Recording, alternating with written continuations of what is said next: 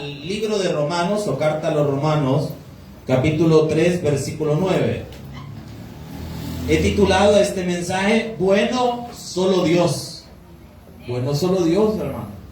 ¿Sabe que el error de los seres humanos es que a veces nosotros nos creemos buenos? Porque a veces hacemos cosas buenas, pero yo creo que deberíamos de entender, como la palabra nos lo explica, que las cosas buenas que hacemos es porque Dios es bueno, porque el Dios bueno pone en nuestro corazón hacer cosas buenas.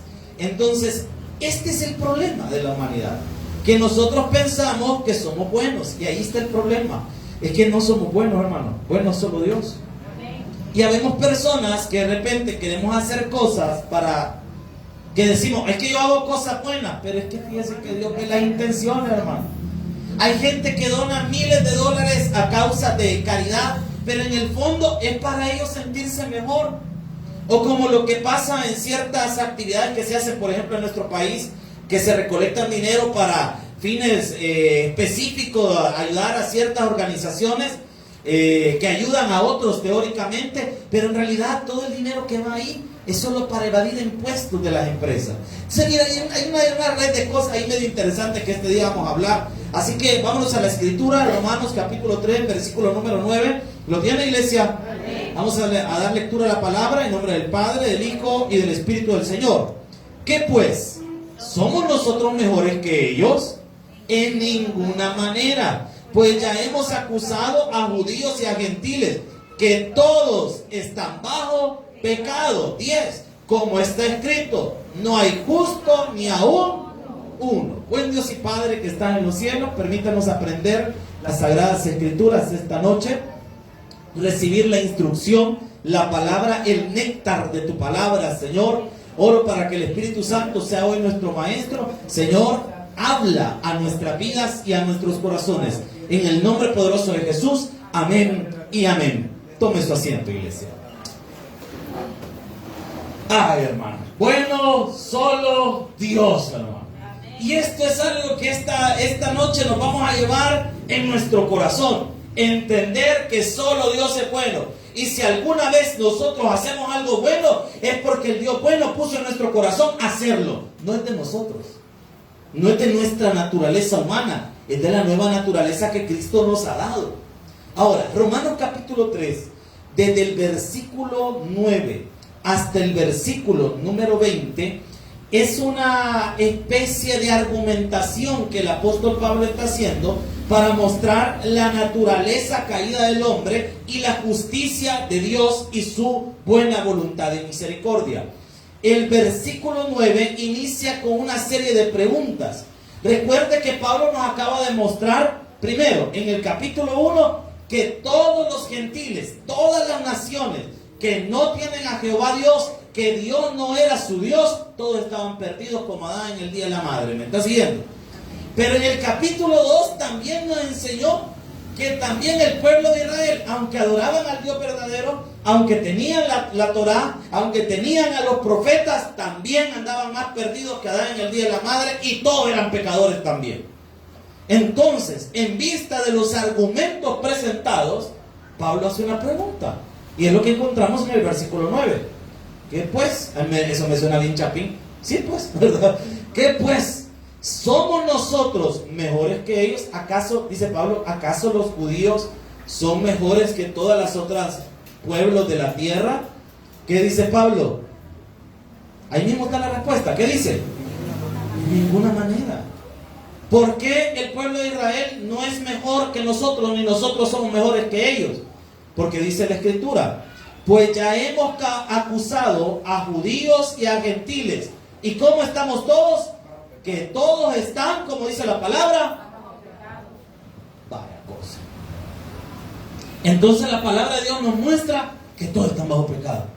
Y aquí viene un detalle, y diría alguien, y entonces la ley de Dios que ellos recibieron, ¿para qué sirvió? Si de todas formas también seguían bajo pecado, al igual que nosotros. Es que mire, la salvación solo viene a través de Cristo, hermano. Y algo que el apóstol Pablo nos va a mostrar, que nuestras obras no nos salva nuestra fe en nuestro Señor Jesucristo. Bueno, en estos versículos del 9 al 20, en 4 de estos versículos Dios hace énfasis, en 4 de estos versículos, 5 veces, hace énfasis en que el pecado está en toda la humanidad. Y no en un grupo específico, en toda la humanidad. Y mira, hay algo bien interesante que dice acá. Versículo número 10. Como está escrito, no hay justo ni un uno. Vale, aquí entramos en materia. Esta noche, si lo quisiéramos ver doctrinalmente hablando, vamos a hablar de una doctrina que se llama amarteología. Con H. Porque sin H es como amarte, amarte a la antigua, ¿verdad? No. Es amarteología, es una palabra griega compuesta. Amartía, que es donde viene amarteología, y logos. Amartía quiere decir error o pecado. Miren, en la Biblia aparecen diversas palabras en griego para hablar del pecado. Por ejemplo, mire qué chistoso. Esa revista, Egon. ¿Alguien ha comprado su zapato ahí en su volado?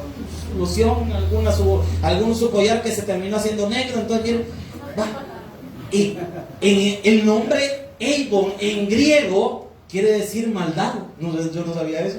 No sé si por eso le pusieron así a la revista. Así que si usted vende Avon, usted es dispensadora de la maldad. Entonces, mentira, hermano, no me voy a molestar. Pero sí, Avon en griego quiere decir maldad. También está otra palabra bien chistosa, caquía. ¿Sabe qué significa caquía? Maldad también, pecado, degeneración. Esas son algunas de las palabras que se asocian con pecado. Y amartía, que también en la Biblia se traduce como equivocarse, como un error. Son palabras que tienen que ver con el pecado. Ahora, la amarteología es la parte de la teología sistemática. Recuerde que nosotros estudiamos algo que se llama teología sistemática. ¿Qué es la teología sistemática? Es un grupo de doctrinas bíblicas que se han tomado de la Biblia y se han agrupado en 10 grandes doctrinas. De ahí viene el nombre sistemático, de estar ordenadas. Está la teología bíblica, está la teología natural, está la teología de la prosperidad, la teología de la liberación, y hay una gama enorme de teología, pero la que nosotros como iglesia citamos para leer la palabra del Señor se llama teología sistemática. Y dentro de esas 10 grandes doctrinas bíblicas, una de ellas es la amarteología o la doctrina del pecado. ¿Qué estudia la doctrina del pecado? El origen del pecado y sus consecuencias. Ok, en pocas palabras podríamos hablar entonces que hay 3 grandes tipos de pecados. No me voy a meter en lo que la iglesia tradicional enseña de los pecados veniales o los pecados de muerte, que algún día sería bueno estudiar qué son esas cosas de los pecados veniales, pero en la Biblia encontramos realmente solo 3 tipos de pecado. ¿Cuáles son esos tipos? El primero, anótelo ahí los que han traído y que anotar. El pecado imputado. ¿Cuál es el pecado imputado? Como su mismo nombre nos lo dice, es algo que ha sido puesto. Cuando Dios creó al hombre, Adán y Eva, Dios decidió nombrar a Adán el representante de la humanidad. Es decir, el primer Adán o el primer hombre. Recuerden que la palabra Adán viene del hebreo Adamos, que significa hombre, el que penetra, o terrón de tierra rojo. Así que si usted conoce un Adán, le puede decir pucho de tierra rojo y no se tiene que enojar porque ese es su nombre. Así que usted le puede decir, mira mi terroncito de tierra, porque eso significa su nombre. Entonces, cuando lo creó al hombre y lo puso en el huerto del Edén, el hombre debería de haberse comportado a la altura de su llamado. Y mire, tenía una sola orden: no tomar del fruto prohibido. ¿Y qué hizo el hombre? Tomó del fruto prohibido.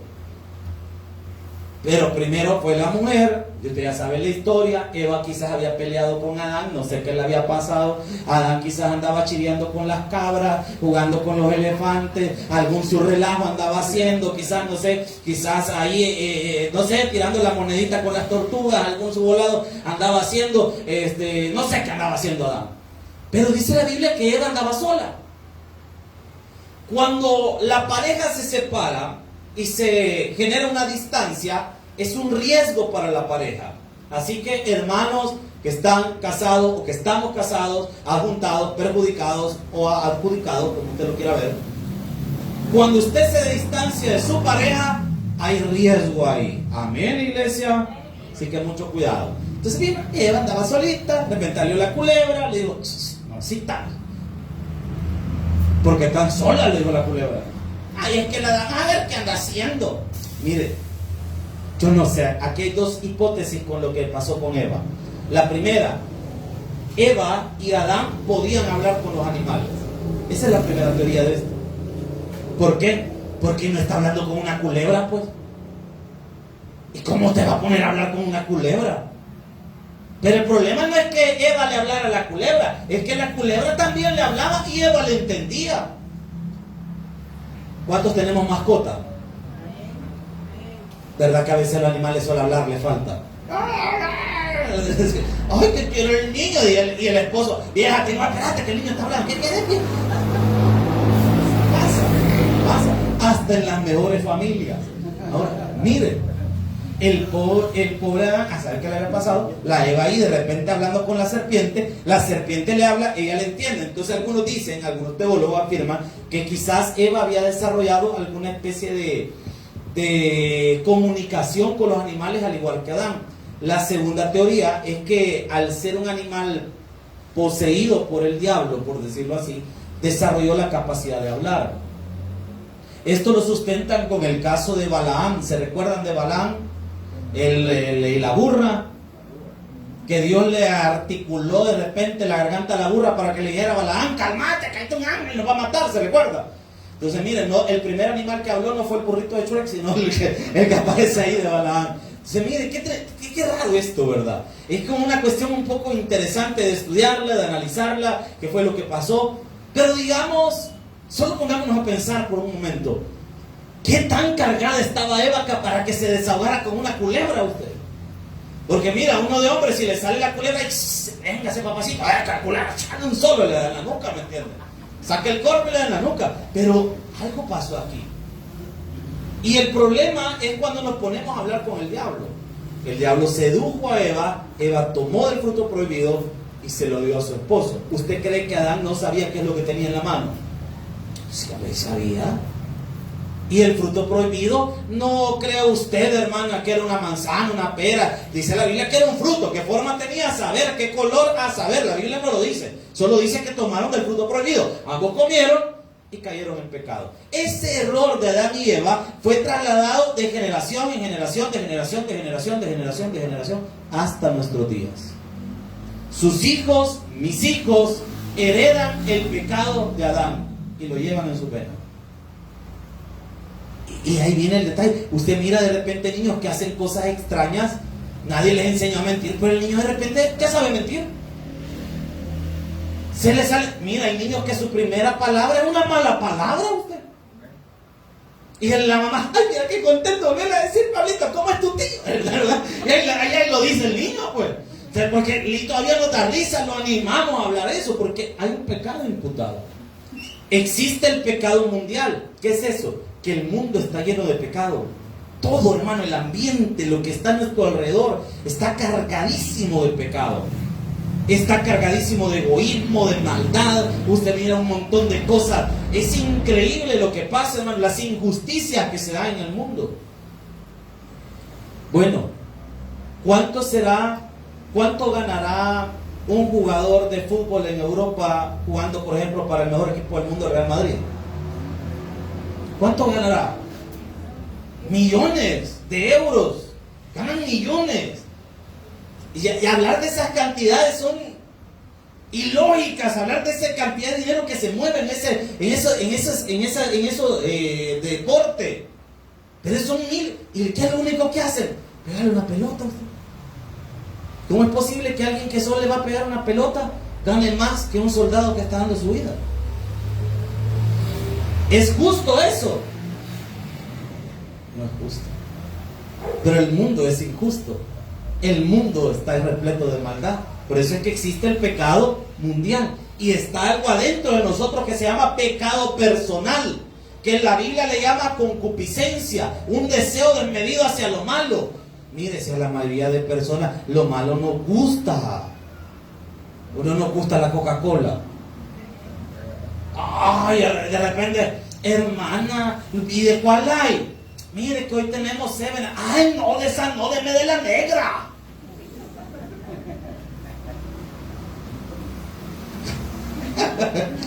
Es terrible, hermano, terrible, terrible. Entonces, ¿por qué? Nos gusta lo mal. No nos gusta la semita matanino, esa gruesa, hermano. Ay, si aquí ve con el cafecito, dice el hermano. Ay, bendito sea Dios. Y el volado nos está matando, pero nos gusta. Hay una hamburguesita de 4 pisos con un montón, hasta mí de cosas, ¿verdad? Para que vean, hermano, cómo es la maldad. Porque eso nos está haciendo daño, pero nos gusta. Nos gusta. ¿Por qué? Porque en el corazón del hombre está desviado hacia la maldad. En pocas palabras, lo que vamos a leer de los versículos del 10 al 18 son los argumentos del apóstol Pablo con los que muestra que toda la humanidad es pecadora. Pero aquí vemos algo interesante. Los apóstoles no argumentaban circularmente diciendo, bueno, esto es palabra de Dios y punto, nosotros lo decimos y punto. No, fíjese que el modelo apostólico para la argumentación es bien interesante, porque los apóstoles argumentaban con versículos. Porque lo que usted está leyendo aquí son versículos, desde el versículo 10 hasta el versículo 18. Aquí el apóstol Pablo va a citar dos pasajes de la Biblia. El primero es Salmos capítulo 14, versículo del 1 al 3, y el otro es Salmos 53, 1. Fíjense qué interesante. Pero otra cosa interesante de la forma en la que los apóstoles organizan sus ideas y nos argumentan, número 1, no son citas exactas al pie de la letra, son más bien pasajes parafraseados. ¿Y qué es una paráfrasis? ¿Qué es eso? Es una frase que expresa el mismo contenido que otra, pero con diferente estructura, parafraseando un texto. Por ejemplo, alguien dice, porque de tal manera Dios amó al mundo, y de esa forma, hermano, todos estamos seguros de que Dios nos ama. ¿Qué acabo de hacer? Parafrasear un texto. No lo dije todo, dije una parte.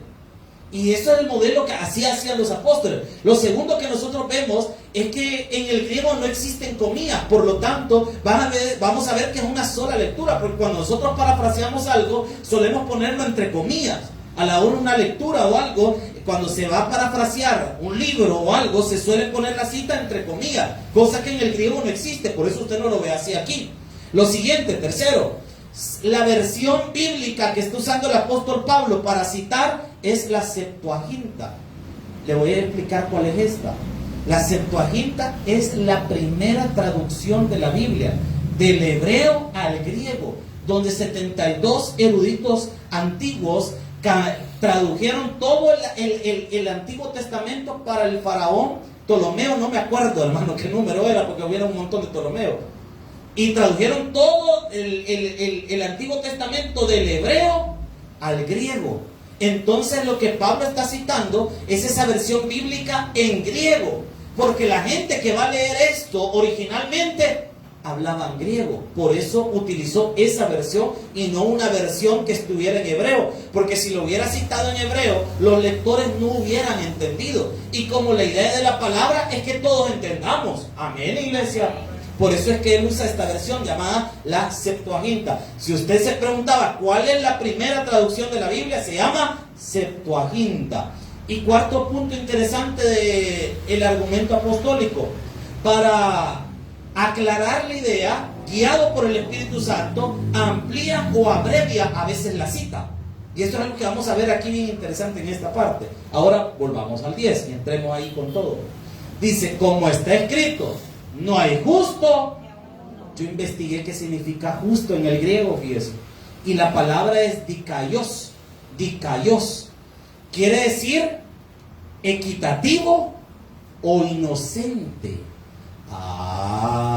Y aquí es donde entramos en un detalle interesante, porque el apóstol Pablo lo que está diciendo, como está escrito, no hay ni un inocente. ¿Qué dice la Biblia? Ni a uno. O sea que alguien, ay, es que yo cometo los errores porque sin querer. ¿Cuál sin querer, hermano? Si usted y yo bien sabemos qué es lo que estamos haciendo. ¿Usted cree que de repente cuando un jovencito le ofrecen una cerveza no sabe lo que está metiendo? Tomátelo, dale. Poquito. Y que te pegue el pastor, pues. No, véngase, pues. Y empezó. Es que yo no sabía qué es lo que estaba haciendo. Claro que sí lo sabía. Cuando le pusieron el primer cigarro en la mano, usted sabía lo que estaba haciendo. Cuando de repente el novio se puso demasiado alegre y le dijo, ¿usted sabe qué? ¿Verdad? Y le propuso, usted ya sabe qué también. Y no estaban casados, ni por quererse casar. Y pasó lo que usted ya sabe y tiene en la mente. No me haga así, ¿qué es eso? A ver de qué está hablando el pastor, me molesta, hermano. Entonces mire, y pasó lo que pasó. Usted sabía perfectamente lo que estaba pasando. Ay, no, es que él me obligó prácticamente. Hermana, ¿estás seguro que fue contra de su voluntad? De repente, ay, apurate, pues venite. No es porque le da risa, porque tengo un mal día, a saber de qué están acordando, ¿verdad? Entonces, mire, no lo risa, hermano. Como está escrito, no hay justo. ¿Verdad que se confirma esta palabra? Sí, que no éramos inocentes, hermano. No éramos inocentes, sabíamos lo que estábamos haciendo. Cuando comenzamos a mentir, me va a decir que usted no sabía por qué estaba mintiendo, obviamente para no recibir el castigo. ¿Y por qué te tardaste tanto? Había una gran trabazón, solo estaba usted. Por no recibir el castigo, por no recibir el enojo, por no recibir la cólera. Mira, y el vuelto. Ay, es que mira, todo está más caro, mamá. Gran mentira, viene con el montón de cheque en la boca el bicho. Pero mire, ¿y por qué? ¿Por qué lo hizo? Porque su naturaleza lo empujó, pero él sabía lo que estaba haciendo. Sabía que estaba haciendo algo malo, lo conocía. Por eso es que no hay ninguno de nosotros que pueda decir que es inocente. Todos somos culpables. Todos sabíamos lo que estábamos haciendo. Mire, yo quiero que hoy por un momento recordemos nuestros errores y seamos sinceros. ¿Sabíamos o no sabíamos en lo que nos estamos metiendo? Sí lo sabíamos. Nos arriesgamos. Pero es que a mí me lo propusieron. Sí, pero usted dijo que sí. Pero usted accedió. Y vea lo que dice la palabra. Espérame, que esto se pone mejor, hermano. Porque cuando uno ve esta idea, uno dice, wow, todos somos culpables. Y todavía, para rematar, versículo 11. No hay quien entienda, no hay quien busque a Dios. De nuevo, ¿qué significa esto? El que entienda quiere decir que la persona ha logrado comprender que Dios es soberano y que el hombre es malo. Pero el hombre sigue sin entender esto. Porque para el ser humano, Dios es su esclavo. Y ahí estamos bien mal, ¿verdad? Porque usted puede verlo en todas partes. La gente, no, es que yo sé que mi Dios me tiene que dar. No, perdóneme. Discúlpeme si usted tiene ese pensamiento. No es mi objetivo ofenderlo. Pero es que Dios no tiene que darle nada. Él no está obligado a darle nada, hermano. Si Él es el Rey soberano del universo, a Él le suplicamos. Y ese aplauso para el Señor es el corazón. A Él le rogamos. Si Él es Dios, es el Señor. Pero es mi papá, sí. Pero yo tengo papá también y nunca le he llegado a exigir nada a usted. Porque es su padre. Amén. Me ama, sí, tremendamente. Pero eso no quiere decir que papá va a estar complaciendo hasta los peores caprichos que uno tenga. Usted, Señor, yo tengo ganas de tener 3 mujeres. Complace a tus siervos. ¿Verdad que no se lo va a contestar, hermano? Ay, no dicen amén. Ay, es que no se podía. Hermano, no se lo van a contestar. Señor, yo te pido justicia, Padre. Que le pase una 41 encima a vieja que habló mal de mí, Señor. ¿Usted cree que Dios le va a contestar eso? Sí, hija amada, ahorita mando al motoloco. No se lo van a contestar. Y si tiene respuesta, no fue Dios, fue el diablo, hermano. el que le contestó eso, pero Dios no. ¿Por qué? Porque Dios no es nuestro esclavo ni nuestro sirviente.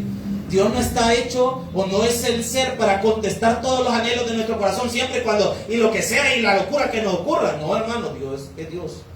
Es el soberano, es el creador. Es el que manda, es el que tiene todo por sus manos. O sea, Él es el que manda. Nosotros solo somos sus siervos, hermano. Y le rogamos a Él, le pedimos. Y Él en su infinita misericordia, en su bondad, nos contesta. Nos ayuda, nos cumple. Pero obligado, Él no está. Porque es Dios. Y esto es lo que el hombre no entiende. Y la otra cosa que el hombre no entiende es que el hombre es malo. Porque a veces exigimos cosas porque nos consideramos buenos. No, si yo mal no me porto usted. Si se porta peor a aquel hermano, mire, ahí está. Hasta se graduó del seminario. No se porta peor a aquella hermana, pues mire, yo las cosas que ella hace, yo no las hago. Pero hacemos otras. Y siempre es pecado. Porque a veces nosotros criticamos el pecado de otro, pues nos damos cuenta del nuestro. Mira, de la casa de esa señora viene saliendo otro hombre. Ya son 3 en la semana. Yo creo que hasta amigos son, mira. Y usted dice, ay, que vida mal la que mira. ¿Qué pecado está cometiendo esta persona? Está criticando, está juzgando. Está juzgando el pecado de la otra, pero ella también está cometiendo un pecado. Y eso es lo que el ser humano a veces no entiende. Y dice después, no hay quien busque a Dios. ¿Por qué dice esto? Es que si analizamos la búsqueda espiritual a veces del ser humano, es una búsqueda condicionada. Es decir, en lo más profundo, la intención a veces del ser humano no es agradar a Dios, sino servirse de Dios. ¿Cómo así? Voy a tratar de aclarar esto. Es como, ay, yo vengo a la iglesia porque si no me va a ir mal. ¿Qué está diciendo esta persona? Yo vengo a la iglesia porque si no me va a ir mal. O sea que si me fuera bien fuera de la iglesia, no vengo. Se da cuenta que en el fondo la intención no es el creador. La intención es no estar mal yo. Ay, no es que yo vengo a la iglesia porque necesito que Dios me haga un milagro. ¿Vengo por el milagro o por el hacedor de los milagros? Es que eso es algo que hoy deberíamos de evaluar en nuestra condición. A veces nosotros buscamos el milagro y no al hacedor de los milagros. Y ese es el problema de la humanidad, que en el fondo muchas de nuestras acciones van con un tinte egoísta. Van con el tinte de que yo quiero algo para mí. En el fondo yo anhelo algo para mi beneficio y no para el Señor. Hermano, cuando usted y yo vengamos a la iglesia, vengamos con el deseo de encontrarnos con el Rey de Reyes, Señor de Señores, hermano. Se aplauso para Dios, eso es todo corazón. Vengamos con esa intención. Sí podemos pedirle, yo no le estoy diciendo que no le pida, yo no le estoy diciendo que no lo busque, yo no le estoy diciendo que no quiera cosas. Hermano, yo no le estoy diciendo eso. Solo estoy diciéndole que el objetivo principal debe ser adorarlo a Él. Encontrarnos con Él. ¿Qué nos demostró la pandemia? La intención del corazón de muchas personas. Porque antes de la pandemia, muchas personas venían a las iglesias o asistíamos a las iglesias esperando que Dios hiciera algo por nosotros o nos diera algo. Y en la pandemia perdimos mucho. Perdimos trabajos, perdimos familia, perdimos cosas, perdimos oportunidad, perdimos finanzas. ¿Y qué sucede con la gente cuando vio que las cosas comenzaron a ir mal? Se alejaron de Dios. A tal punto que hay personas que ya vamos 2022, terminando 2022, empezando 2023 prácticamente, y no se han acercado a una iglesia desde el 2020. Y a lo mucho fueron 1, 2, 3 veces, pero después ya no. ¿Por qué? Porque Dios no me dio lo que yo quería. Entonces, ¿qué hago? Dejo de visitar al Señor y mejor me pongo a trabajar, me pongo a hacer otra cosa, me pongo a descansar, me pongo a vivir mi vida. ¿Por qué? Porque para mí Dios era el Dios que me daba cosas y como no me dio cosas, mejor la busco yo por otro lado. Y eso es lo que ha pasado con mucha gente. Aló, estamos acá, iglesia. Entonces, por eso es que no hay quien busque a Dios. Es Dios quien nos buscó a nosotros. Lo amamos porque Él nos amó primero, dice la palabra de Dios. Lo buscamos porque Él nos ha buscado primero. Si usted viene por Cristo verdaderamente, dele gracias a Dios porque Dios le ha abierto a usted el entendimiento. y vea lo que dice la palabra. Versículo número 12, siguiente argumento de Pablo. ¿Cuánto estamos aprendiendo? Todos se desviaron a una, se hicieron. Mire, esta palabra es fuerte, hermano. Porque lo que Pablo está diciendo, primero, todos se desviaron. ¿Qué es desviarse? Es perderse en el camino. Eso es desviarse.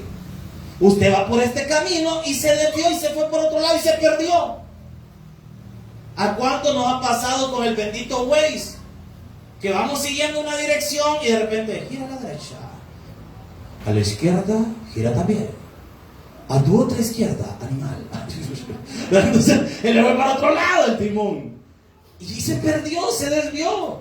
Oh, mire, yo admiro a la gente que conoce los nombres de las calles y las cosas. Hay unos que son bien especiales para ubicar. ¿Y dónde estás? Aquí debajo de un palo usted. Como solo hay uno, ¿verdad? Entonces, ¿y por dónde estás? Aquí por la Casa Verde. Como, esa es la dirección, hermano. ¿Y aquí por dónde andas? Por una calle que hay carro y gente. Hay una así nada más con esas características en todo El Salvador. Hay gente que es especial para dar dirección. ¿Y qué sucede? Se termina desviando. ¿Por qué? Porque no tiene una dirección clara. Si yo me aparto de Dios, me voy a desviar en el camino. Hay personas que inician bien, y lo hablábamos ayer en la casa de oración de nuestra hermana Amalia. Estuvimos ahí festejando con ellos. Por cierto, echaron un pollo, que mi respeto, hermana Amalia, se puede casar, ¿verdad? Qué buen pollo, hermano. Yo quedé picado con ese pollo. Todavía llegué a la casa y todavía le llegamos a dar en la nuca. Todavía. Qué bueno el pollo. Más que me alegró ahora, la vi que venía con una bolsa y más pollo traer, ¿verdad? Gloria a Dios, aleluya, ¿verdad? Entonces, miren, vale el comercial.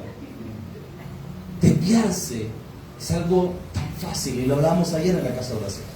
El problema es a veces no es cómo comenzamos, sino hacia dónde nos dirigimos, hacia dónde va nuestra vida. Habemos muchas personas que cuando iniciamos en la iglesia, iniciamos con todo. Aquí ya tenemos 2 años y les cuento, he visto a mucha gente venir a la iglesia e iniciar con todo. Enamorarse de Jesús y que querían servir en un ministerio, que mire, yo quiero cantar, yo quiero predicar, yo quiero ir a evangelizar al mundo, ir allá y gritar a la gente, arrepiéntanse, pecadores, ¿verdad? Y allá ir con todo. El hermano quería evangelizar, ganar a todo el mundo para Cristo, y ahora no está en nada. Porque es que el problema no es cómo comenzamos, el problema es hacia dónde nos dirigimos. El problema es que de repente ponemos la mirada en los hombres. Yo se lo he dicho a usted, hermano, con todo el corazón. Los pastores también pecamos y fallamos, hermano. Yo se lo he dicho a usted a esta iglesia debe venir por Cristo, no por el hombre, hermano. ¿Por qué? Porque yo algún día lo voy a hacer enojar o le voy a decir algo que le caiga mal. Y mire, lo peor que yo en medio choco, hermano. Si yo de repente en la calle, si usted no me hace una seña o algo, yo no lo veo. Peor si no ando lentes, hermano. Que de repente, bueno, ayer me pasó con unos hermanos que me reservo el nombre porque los puedo señalar, ¿verdad? Yo no los había, yo de lejos los había, y yo decía, no sé,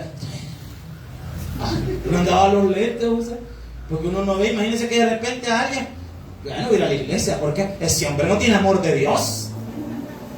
Va a quererme bien en la calle y ni siquiera me saludó. Si el hombre no ve a usted. O a veces no le ha pasado a usted que uno anda bien metido en sus pensamientos y no está en esta tierra, hermano. Uno está en su tierra. Entonces de repente la gente pone los ojos en los hombres. El hombre falla porque los hombres fallamos. Amén, iglesia. Los pastores son seres humanos. Y es uno de los errores que la gente comete en las iglesias, que ven a los pastores como casi que ángeles, que no se equivocan, que el pastor casi que va a descender en una nube. Aleluya, aleluya, aleluya. Con una toga, ¿verdad? Aquí con una ala y un arpa. Usted, qué feo con toga, los piernas todas peludas, y el hombre hablando en su arpa, ¿verdad? No, hermano. También llora y se frustra. Por más bueno que sea predicando, por más grande que sea la iglesia, el que está ahí parado es un simple hombre que con la gracia de Dios se logra parar ahí y enseña la palabra. Es la gracia de Dios, no es el hombre. Cuando usted sea ministrado en la iglesia, recuerde eso, no es el hombre, es la gracia de Dios. Amén, iglesia. Pues mire, aquí tenemos algo interesante. Dice la Escritura todos se desviaron, o sea, toda la humanidad se desvió, es decir, se perdieron el camino, y dice después, se hicieron inútiles. Y dice que a una, o sea, a la misma vez, pues, se hicieron inútiles. ¿Y qué significa en el griego inútil? En el griego original es argeiao. Y argeiao quiere decir se arruinó. Eso significa se arruinó. ¿No le ha pasado alguna vez que se le arruinan todas las cosas en la casa de una sola vez? A nosotros nos pasó. Un día saliendo acá de la iglesia, de repente el carro empezó a tronar más. ¿Qué no le truena al carro a usted? Si mis vecinos ya saben, yo creo que el Chucho, desde que vamos entrando a Pujute, ya sabe que ya voy llegando. Pero no, escucha, ahí viene el carro, dice el ¿verdad? Ya viene por acá, porque ese colado suena, avisa cuando llega, como que sirena, todo el montón de las latas que le tiemblan a usted. Mire, empezó a hacerle otro ruido al carro, llegamos a la casa y de repente mi esposa abre la red, ¡pam! Le quedó la red en la mano. Y de repente creo que ese mismo día llovió y se arruinó otro volado de la casa, ¡pum! Y empezó a caer agua. Y nosotros como que era chiste usted. O sea, es que más falta digo, que caiga un rayo, que onda, o sea, porque es una cosa arruinándose tras otra, se arruinó. Eso es lo que le pasó a la humanidad, se arruinó de una vez. Toda la naturaleza humana está corrupta. Ay, es que mire, en ese país solo hay gente corrupta. No solo en ese país, en todo el mundo. ¿Por qué? Porque todos somos pecadores. Yo no voy a esa iglesia porque ahí solo van pecadores. Gloria a Dios. Porque si en una iglesia solo van pecadores, no se equivocó de iglesia, hermano. Está cabal en la iglesia correcta. ¿Por qué? Porque no aparece en la iglesia para que los pecadores vengamos a arrepentirnos y a aprender de un Dios santo y verdadero. ¿Cuántos dicen amén? Es que usted no sabe la vida que lleva esa gente. Papito, yo algo que he aprendido, los que más señalan los pecados de otros es porque ellos están más sucios que a saber qué, hermano. Porque ese, no, es que mire, y peor si lo ven a uno así, sucio, pecador, malvado, incircunciso del diablo. Pero cuando usted ve sus vidas, también ve que hay suciedad. A mí me dio risa, una vez estábamos almorzando en un lugar cuando le invitan a almorzar. Mire, yo algo que he aprendido en la vida, no se enoje con la comida, hermano. Si usted está enojado con su esposa o su esposo está enojado con usted por la comida, no tiene la culpa, hermano, usted coma. ¿Sabe que hay gente que, perdón la palabra, quizás, no la voy a usar, pero hay un poco, ¿verdad? Que de repente están en la misma casa y nadie quiere comer porque están bravos. ¿Y vas a comer? No. ¿Y vas a comer? No, es que lo coman los gusanos. Día comido ridículo. Porque dijiste, la comí usted como, hombre. Ah, no, no tenés hambre, vení, te enseñamos a comer lo tuyo. ¿Qué amor? O como lo que pasa con los bichos, que cuando usted lo regañó, ¿sabe qué hace el bicho inteligente? No quiere comer. Usted le dice, hijo, vení a comer. No tengo hambre, señora. Bien bravo, está enojado porque no le dejaron salir, porque no le dejaron comprarse algo, está enojado. Y se enoja con la comida. No, me enoja con la comida, usted coma, hombre. Coma. Que se enoja con mi papá, aguanta, que quiere que salgamos a comer yo, pero yo no voy a ir. Hermana, vaya. Y después vuelve a enojar, pero en el momento vaya y la comida no tiene la culpa. Coma. Pues sí. Amén, iglesia. Amén. Y recuerde, con la comida y con el pisto uno no enoja, hermano. Así que vea lo que dice la escritura. Estamos en el 12, ¿verdad? Se hicieron inútiles. Se perdieron. No hay quien haga lo bueno, no hay ni siquiera, ¿qué dice la Biblia? ¿Dónde están los buenos aquí, hermano? Si es que aquí no vemos gente buena. Aquí solo vemos personas redimidas por la sangre del Cordero y que nos estamos enderezando de poquito en poquito. Pero nos falta un montón, hermano. A todos. Líderes, es que los líderes no son los que deberían ser. Sí, hermano, y no son hombres, pues, mujeres normales, pues. Si usted no cree que los líderes son espíritus que andan ahí, unos pareños espíritus, pero eso es otra cosa, hermano. Pero no gastó en disfraz, hermano. Pero miren, es tremendo, pues, o sea. Son seres humanos. Los pastores igual. Somos seres humanos. Es que mire, yo conozco un pastor que cometió un error. Yo conozco un montón, hermano. Yo veo uno todos los días. Frente al espejo soy yo. Sí, hermano, si todos nos hemos equivocado. No conozco un pastor que no se haya equivocado en la vida. No conozco a uno que no haya cometido un error, que alguna vez uno no haya dicho algo que no haya tenido que decir. Mire, es vergonzoso, pero uno ha cometido errores. Yo en mi vida, hablando solo de los errores de púlpito, y no una vez se me olvidó una alabanza, usted, cuando comencé hace muchos años atrás, estaba dirigiendo alabanzas y se me olvidó la alabanza de bienvenido usted. Y yo, ¿sabe qué es lo único que me ocurrió? Canten, hermano, cantemos, hermano. No, me he olvidado usted. Y una vez cometó la burrada usted en un pueblo allá en San José Montañita, pero esa sí fue burrada. ¿Qué digo burro? Oso, hermano. ¿Qué digo oso? Oso gris, hermano. Se me ocurre, como uno que es medio bayunco, mire, se me ocurre decir un chiste usted, de mal gusto. En la misma predicación, jamás se me olvida, dije, bromeando, ¿verdad? En aquel tiempo me ocurrió decir, es que usted quisiera ver a su suegra como que botella de Coca-Cola. Toda la madre me quedó viendo así como, sí, con la boca abierta y echando espuma. Ay, hermano, todas las maestras indignadas en la iglesia. Esto a ver qué está hablando, hijo del diablo. Y no, una señora me trabó de apodo Dante Gebel desde ese día. Ay, va a predicar Dante, ¿verdad? Más tarde, le decían al pastor. ¿Por qué? Porque me salió una payuncada, o sea. Errores. No hay un pastor que no haya cometido errores como lo que le estoy diciendo. Ni uno. A todos se nos han salido cosas que no teníamos que haber dicho. ¿Por qué? Porque somos seres humanos. La única palabra infalible es la Escritura. Eso es la única palabra que no se tuerce. Pero ahí la palabra de un hombre se puede equivocar. ¿Por qué? Porque es un hombre, hermanos. Y vea qué más nos enseña la Escritura. Dice la Biblia, versículo 13. Vea cómo es la naturaleza del hombre. Sepulcro abierto es su garganta, con su lengua engaña, veneno de áspides hay debajo de sus labios. No, pero hermano, qué tremendo. ¿Cómo es el ser humano?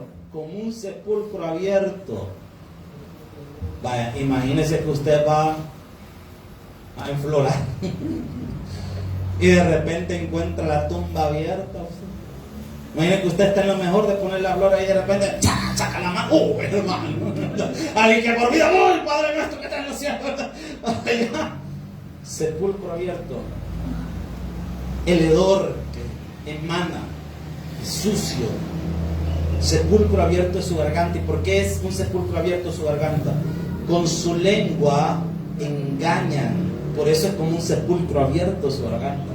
¿Por qué? Por los engaños y las maquinaciones del corazón del hombre. Recuerde que de la abundancia del corazón habla la boca. Y si hay engaño en nuestra boca, eso es lo que hay en nuestro corazón. Veneno de áspides hay debajo de sus labios.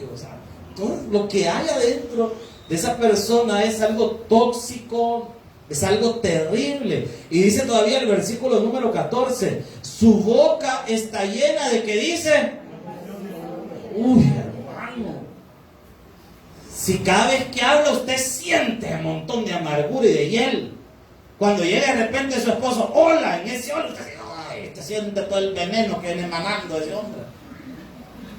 O cuando de repente la hermana está enojada y usted, hola mi amor. Y de repente ella, ¿qué amor ni qué nada? Amargura. Y vea qué más dice la palabra. Versículo 15.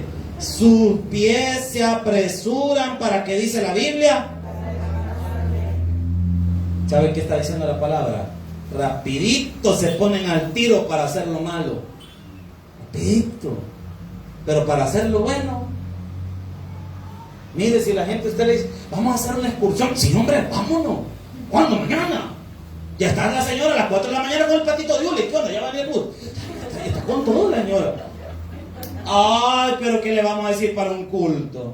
Hermana, vamos a hacer un culto. Ya voy a ver si puedo. Hermana, mire, nos puede ayudar a servir en la iglesia. Déjenme ver si tengo tiempo, hermano. ¿Qué pasó ahí?